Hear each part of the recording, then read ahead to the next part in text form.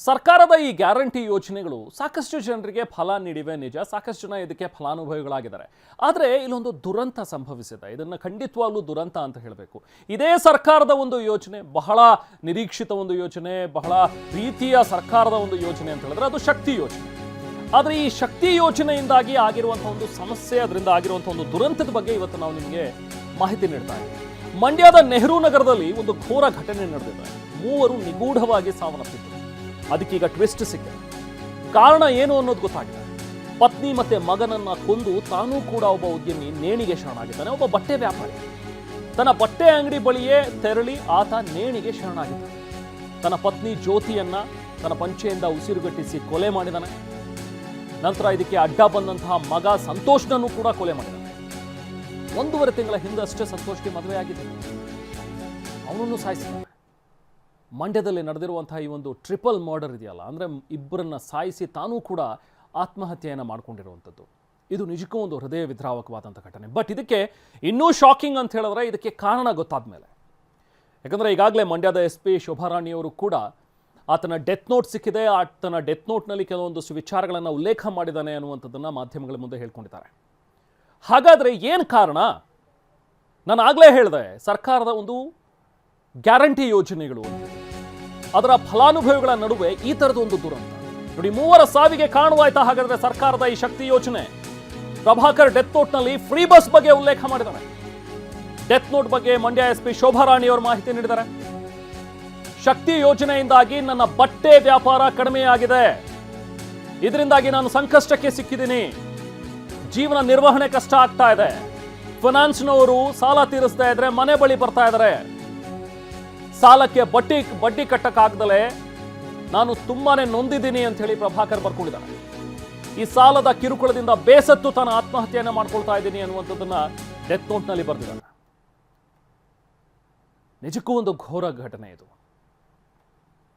ಶಕ್ತಿ ಯೋಜನೆಯಿಂದ ಮಹಿಳೆಯರಿಗೆ ಉಚಿತ ಬಸ್ ಇದೆ. ಇದರಿಂದಾಗಿ ಮಹಿಳೆಯರು ಎಲ್ಲಿ ಬೇಕಾದರೂ ಕರ್ನಾಟಕದಲ್ಲಿ ಓಡಾಡಬಹುದು, ಫ್ರೀಯಾಗಿ ಓಡಾಡಬಹುದು ಅನ್ನುವಂಥದ್ದನ್ನು ಸರ್ಕಾರ ಏನೋ ಒಂದು ಮಹತ್ವಾಕಾಂಕ್ಷಿ ಯೋಜನೆಯನ್ನು ತಂದಿದ್ದಾರೆ.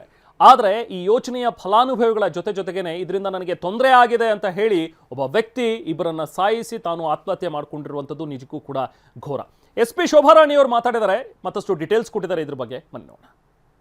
ದಿನಾಂಕ 9/6/2026 ಸುಮಾರು ಬೆಳಗಿನ ಜಾವ 5:45 6 ಗಂಟೆ ಸಮಯದಲ್ಲಿ ಒಂದು ಪ್ರಭಾಕರ್ ಮತ್ತು ಜ್ಯೋತಿನವರು ಒಂದು ಮನೆಯಲ್ಲಿ ವಾಸ ಇರ್ತಾರೆ. ಅದರಲ್ಲಿ ಪ್ರಭಾಕರ್ ಅವರು ಜ್ಯೋತಿ ಅಂದರೆ ಅವರ ವೈಫ್ ಜ್ಯೋತಿ ಮತ್ತು ಅವ್ರ ಮಗ ಸಂತೋಷ್ನ ಮರ್ಡರ್ ಮಾಡಿ ತದನಂತರ ಅವರು ಸಹ ಅವ್ರದ್ದು ಬಟ್ಟೆ ಅಂಗಡಿ ಇರುತ್ತೆ, ಕಾಮಧೇನು ಅಂತ ಹೇಳಿ ಅಂಗಡಿ, ಅಲ್ಲಿಗೆ ಹೋಗಿ ನೇಣು ಬಿಗಿದುಕೊಂಡು ಡೆತ್ ಆಗಿರ್ತಾರೆ ಅಂತ ಒಂದು ಮಾಹಿತಿ ಬರುತ್ತೆ.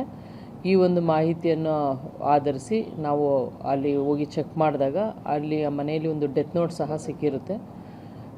ಇದರಲ್ಲಿ ಅವರು L&Tಯಲ್ಲಿ ಅವರು ಹೋಮ್ ಲೋನ್ ಸಾಲ ಮಾಡಿದರು ಮತ್ತು ಆ EMI ಕಟ್ಟಲಿಕ್ಕೆ ಅವ್ರನ್ನ ಕಟ್ಟಬೇಕಾಗಿತ್ತು, ಅದೊಂದು ಪ್ರೆಷರ್ ಇತ್ತು. ನಂತರ ಅವರಿಗೆ ವ್ಯಾಪಾರದಲ್ಲಿ ಅವ್ರಿಗೆ ಬಿಸ್ನೆಸ್ ಡೌನ್ ಆಗಿತ್ತು ಅಂತ ಹೇಳ್ಬಿಟ್ಟು ಬರೆದಿದ್ದಾರೆ. ಮತ್ತು ಜ್ಯೋತಿನವ್ರನ್ನ ಮರ್ಡರ್ ಮಾಡಿರೋದು ನಾನೇ ಅನ್ನೋದು ವಿಚಾರ ಬರೆದಿರ್ತಾರೆ, ಮೆನ್ಷನ್ ಮಾಡಿದ್ದಾರೆ. ಒಂದು ಇದರಲ್ಲಿ ಬಸ್ಸಸ್ಸು ಫ್ರೀಕ್ವೆಂಟ್ ಅಂದರೆ ಬಸ್ಸಸ್ ಅನುಕೂಲ ಇರೋದ್ರಿಂದ ನನಗೆ ವ್ಯಾಪಾರ ಯಾವುದೂ ಕಡಿಮೆ ಆಗಿತ್ತು, ಆದ್ದರಿಂದ ನಾನು ಇದಾಗಿಲ್ಲ ಅಂತ ಕೊಟ್ಟಿದ್ದಾರೆ, ವ್ಯಾಪಾರ ಕಮ್ಮಿ ಆಗಿದೆ ಅಂತ. ನಾವು ಪ್ರತಿನಿಧಿ ದಿಲೀಪ್ ಮತ್ತಷ್ಟು ಡೀಟೇಲ್ಸ್ ನೀಡ್ತಾರೆ. ದಿಲೀಪ್, ನಿಜಕ್ಕೂ ಕೂಡ ಒಂದು ದುರಂತ. ಅಫ್ಕೋರ್ಸ್ ಈಗ ಪ್ರಭಾಕರ್ ಅವರ ಸಾವಿಗೆ ಅವ್ರು ಬರೆದಿರೋ ಹಾಗೆ ಡೆತ್ ನೋಟ್ನಲ್ಲಿ ಸಾಲ ಜಾಸ್ತಿ ಆಗಿತ್ತು, ಸಾಲ ತೀರಿಸೋಕ್ಕಾಗ್ದಲೇ ಆತ್ಮಹತ್ಯೆ ಮಾಡ್ಕೊಂಡಿದ್ದಾರೆ, ಜೊತೆಗೆ ಪತ್ನಿಯನ್ನು ಕೊಂದಿದ್ದೀನಿ ಅಥವಾ ಮಗನನ್ನು ಕೊಂದಿದ್ದೀನಿ ಅನ್ನುವಂಥದ್ದನ್ನು ಅವ್ರು ಬರೆದಿದ್ದಾರೆ. ಬಟ್ ಇದೆಲ್ಲದಕ್ಕೂ ಕೂಡ ಲೀಡ್ ಮಾಡ್ತಾ ಇರುವಂಥದ್ದು ಶಕ್ತಿ ಯೋಜನೆ ಅನ್ನುವಂಥದ್ದನ್ನು ಈಗ ಮೇಡಮ್ ಕೂಡ ಅಲ್ಲಿ ಮಾತಾಡ್ತಾ ಹೇಳ್ತಾ ಇದ್ರು. ಹೌದು, ಈ ಥರದ್ದು ಫ್ರೀ ಬಸ್ಸಸ್ ಇರೋದ್ರಿಂದಾಗಿ ಬಿಸ್ನೆಸ್ ಲಾಸ್ ಆಗಿದೆ ಅಂತೇಳಿ. ಅಂದರೆ ಎಷ್ಟು ಪ್ರಮಾಣದಲ್ಲಿ ಇವರಿಗೆ ಸಾಲ ಇತ್ತು, ಯಾಕೆ ಅದನ್ನು ತೀರಿಸೋದಕ್ಕಾಗಿರಲಿಲ್ಲ, ಏನು ಸಮಸ್ಯೆಯಲ್ಲಿ ತೊಳಲಾಡ್ತಾ ಇದ್ರು ಇವರು, ಇದರಿಂದ ಈ ಫ್ರೀ ಬಸ್ನಿಂದಾಗಿ ಅವ್ರಿಗೆ ಹೇಗೆ ಸಮಸ್ಯೆಗಳಾಯಿತು ಅನ್ನುವಂಥದ್ದೇನಾದರೂ ಉಲ್ಲೇಖ ಮಾಡಿದಾರಾ? ಏನು ಮಾಹಿತಿ ಇದೆ ದಿಲೀಪ್?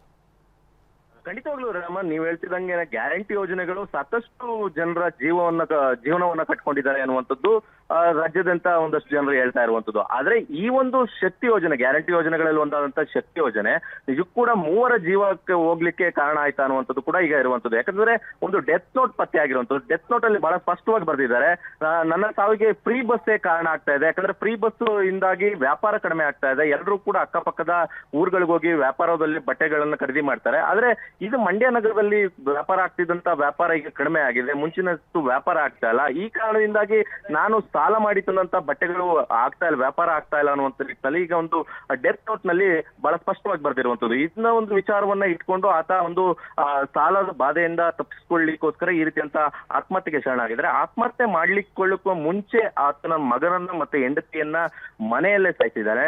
ತದನಂತರ ಆತ ಹೋಗಿ ತನ್ನ ಅಂಗಡಿಯಲ್ಲಿ ಹೋಗಿ ಆತ್ಮಹತ್ಯೆಯನ್ನ ಮಾಡ್ಕೊಂಡಿರುವಂತದ್ದು. ಇನ್ನು ಪ್ರಮುಖವಾದಂತ ವಿಚಾರ ಅಂತಂದ್ರೆ, ಈ ಘಟನೆ ನಡೆದಂತ ಸಂದರ್ಭದಲ್ಲಿ ಸೊಸೆ ಮನೆಯಲ್ಲೇ ಇದ್ದು, ಈ ಸಂತೋಷ್ ಏನಿದ್ರೆ ಈತ ಕಳೆದ 1.5 ತಿಂಗಳ ಹಿಂದೆ ಅಷ್ಟೇ ಮದುವೆ ಆಗಿದ್ದ.